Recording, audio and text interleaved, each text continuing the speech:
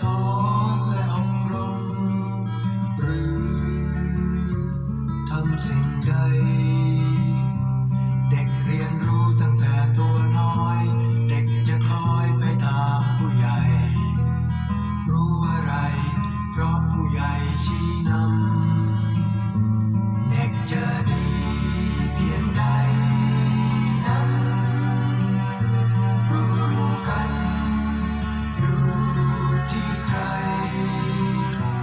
ที่จะคอยดูแลเขาขอให้เราอย่าละเลยช่วยกันทำตัวให้เด็กรู้ให้เด็กเห็นให้เด็กตามย้ำในสิ่งดีเด็กเรียนรู้ตั้งแต่ตัวน้อยเด็กจะคล้อยไปตามผู้ใหญ่รู้อะไรเพราะผู้ใหญ่ชี้นำเด็กจะดีเพียงใดนั้นรู้กันอยู่ที่ใคร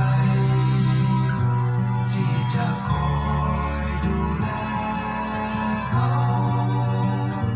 ขอให้เราอย่าละเลยช่วยกัน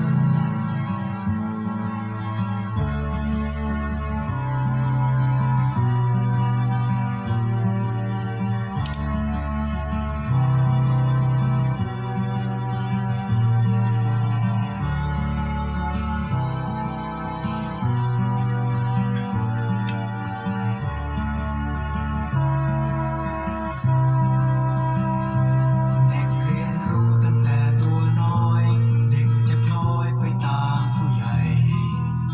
รู้อะไรเพราะผู้ใหญ่ชี้นำ